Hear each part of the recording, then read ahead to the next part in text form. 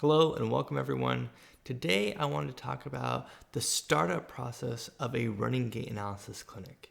And this is a question I get all the time from course attendees. I'll get this question from colleagues, or I'll get it from patients as well. And that is, how long did it take you to set up a running gait analysis clinic? So today I'll talk a little bit more about that and give you a little insight. I'll talk to you about my story and how I started my running gait analysis clinic. And I'll give you a little spoiler alert. It actually happened in about a day to get it started. So it was a little bit exciting in that sense. But most people don't start it in a day, and most people take some time to get their process going. But really, a lot of it is very approachable, which we'll get into. But before we start going down on that path, I want to talk about kind of the background for some of this. And I'm really passionate about the fact that people can start a running gait analysis clinic. And they can start it with some pretty minimal startup costs. It can be purely with a treadmill and a smartphone, or it could even be with a treadmill or a iPad, and really simple tools. You could even do it by having patients running across the clinic or even outside on the sidewalk. Sure, there may be some differences between what you'll see on a sidewalk or running over an actual live surface rather than a simulated treadmill or rather than a more manufactured surface. However, a running gait analysis needs to start somewhere. And it's really important to get out and do it. Because for me, one of the ways I started was before I ever charged a patient or a runner to do an analysis on their running, I actually went through and I would offer to do it for free for people. I'd say, come on in and I'll do a running gait analysis on you. And sometimes people would say, yeah, that was really helpful. And other times they'd say, you know what, you got some really good information or you found some good information, but none of it really helped me change the way I run, or none of it's really helpful to my safety or running performance. So you learn and you take that into account and you modify. So let me tell you a little bit more. And the reason why I want to go over today about starting running gait analysis, as I mentioned before, was because a lot of people are under the impression that it takes a really long, lengthy process to be able to start a running gait analysis clinic. Some people think that it takes, weeks upon weeks to be able to set up the right operations, or months on months to get approvals for finances, or years to get the right knowledge to be able to perform a running gait analysis, or maybe years on top of that to be able to attract the clientele or patients or the runners to be able to perform running gait analyses. So I think there's a lot of misconceptions out there, and a lot of people don't realize it's easier than you think. You may not be doing a running gait analysis on the highest level of marathon athletes to start with. However, you might start with some people that are going to run a 5K or people that like to jog recreationally. And then you might get more and more advanced with your analysis and then be able to perform it on more advanced subjects, such as runners that are ultra distance runners or things like that.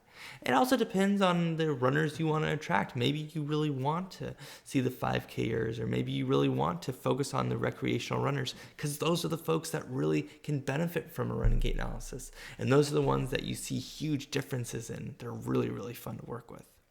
So as we talk about this, a lot of people are under the impression that it takes a lot of time to set this up. Use what you have.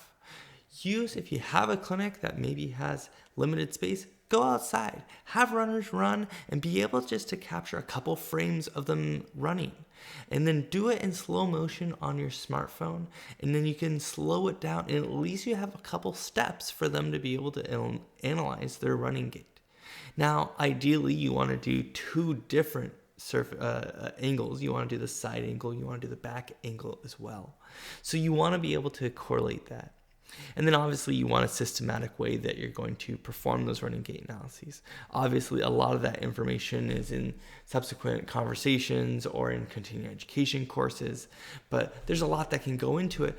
However, we're all PTs. We've all done some background to be able to get a comprehensive view of how to do a gait analysis. And we can apply some of those concepts to a running gait analysis. Some of the common things that we think about on a gait analysis are very transferable, whether your ankle rolls inwards or your knee collapses inwards or your hip drops occur. All those things can be a factor on a running gait analysis as well as a traditional gait analysis. So there's so much that you can offer as a PT to be able to analyze running gait, walking gait, and help patients and runners, that it's really a shame not to contribute that and not to be able to provide that for patients or runners. Okay, so we've talked about some of the additional reasons why you shouldn't do a running gait analysis. However, there's many reasons why you should do a running gait analysis. And that is because you have all this knowledge, you have an ease of access to be able to do it, you have probably patients who are runners. There's a lot of reasons you should do it. So why aren't you doing it? Well, there's a lot of logistics to put into place. There's obviously all the logistics about the different forms you need, the flow of patient care, the different items you might need in terms of equipment. We talked about the treadmill, we talked about the smartphone, but you're thinking to yourself, I need analysis equipment, or I need software that I need to be able to do these running gait analyses. Yes, all that can be incorporated, but on a very basic level, a treadmill, a smartphone, having an ability to slow down the video and go over it with the patient, those are very fundamental. And really, you can start a running gait analysis in a day. You can do a running gait analysis in a day. You can set up the clinic in a day, which is amazing. So let me take you through the process that happened to me. And I'll talk you through what happened because it's a little bit of an interesting story. And I'll go through how I started my running gait analysis clinic. Now, my running gait analysis clinic continued to evolve after this very first day, but what happened was that I had been taking a continuing education course on running gait analysis.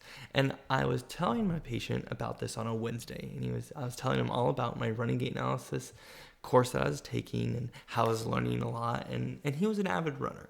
And while he was coming in and talking to me about his plan of care and also this course I was telling him about, he said, "Will you do a running gait analysis on me?" And I kind of scoffed at it and I said, no. And I had done some on people for free. I'd done some in the past, but I'd never charged someone for a running gait analysis before.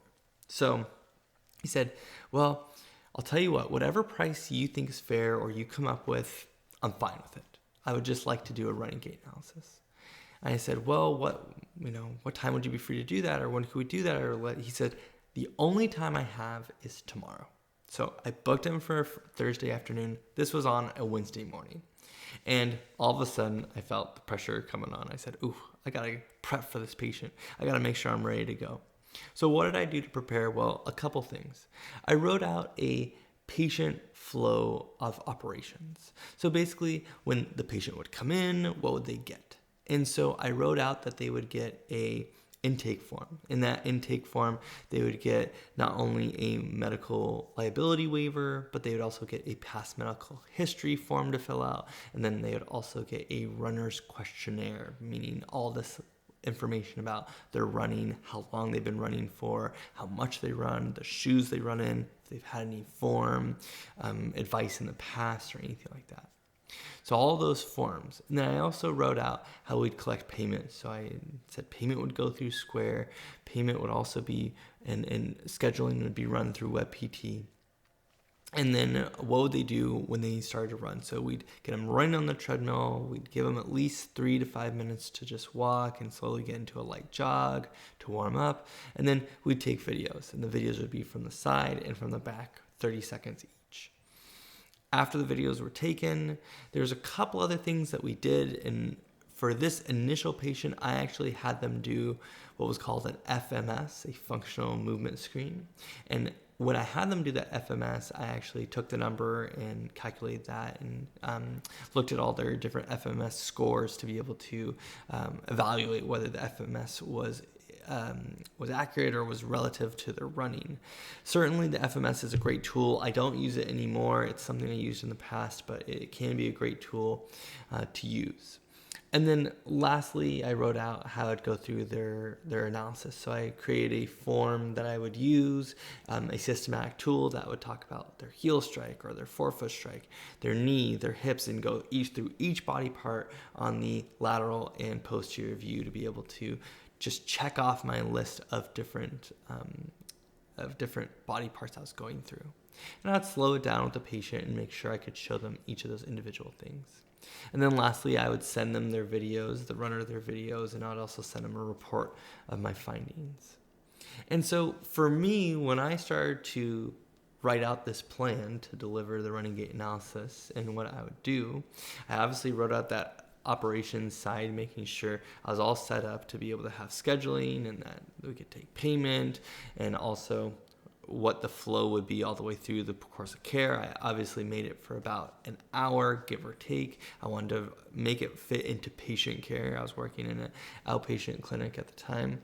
And so at that point, I had written out my operations, and then I said, well, what equipment do I need? And I kind of started going through, well, I need a treadmill, and I had a treadmill at the clinic, but also what else did I need? Well, I really needed to have a camera of some sort. Now, we had an iPad, but the one purchase we made was to get an iPad to actually have a nice big screen and a nice new camera to be able to collect that information from the patient. That was our biggest purchase. And then lastly, we purchased, we had an free app called Dartfish that you could go through and talk about each of the body parts and correlate their joint angles and their measurements and things like that, so you could show the patient where those running form cues or changes were happening. And so once we did that, I basically took all the information and I ran through with my PT aid once to make sure that I could do it with everything kind of in place, ready to go, and make sure I wasn't going to muff it up the very first patient that came in. And so it went with my PT aid, and she did great through it. And actually, she had a leg discrepancy, which was quite interesting, and we could talk about, and it gave us some insight for some other injuries that she was having at the time. So when we went through, I made sure I could go through and accurately do that. And then I was ready to go for my first patient. And my first runner came in, went through all my forms, looked at me like, okay, this is a well-oiled machine. What's next? Hop on the treadmill, got the videos of the running. I did the analysis. I went through and I talked to them about what form changes, and it went seamlessly. What made me feel even better was that after 3 weeks, he emailed me and said, my knee pain that I talked to you about, I came in with, it's basically gone ever since that running gait analysis and the form changes you asked me to make, which gave me a ton of confidence, but also made me feel like I was really contributing something to my patients. So I was quite happy that the patient was getting something really good from the running gait analysis. And on the last part of the email, he goes, and I've referred a friend over your way that I'd love for you to do the running gait analysis on as well. And with a pun intended, I was up and running. My running gait analysis clinic was ready to go. Now, over time, I did make that running gait analysis clinic. I added more technology. I changed the technology. I changed my different operations that were occurring. So it evolved and adapted. And as I read more research or got familiar with more research, or more research came out, I adapted to some of the things about footwear and shoes and orthotics and the things I recommended. But the basic bare bones were still there from less than 24 hours ago, saying, I might not be prepared for this patient to ready to go and a nice seamless visit. So that's the story of how I started a running gait analysis clinic in one day. And if you have a story about it, I'd love to hear yours, or I'd love to hear a personal experience you've had.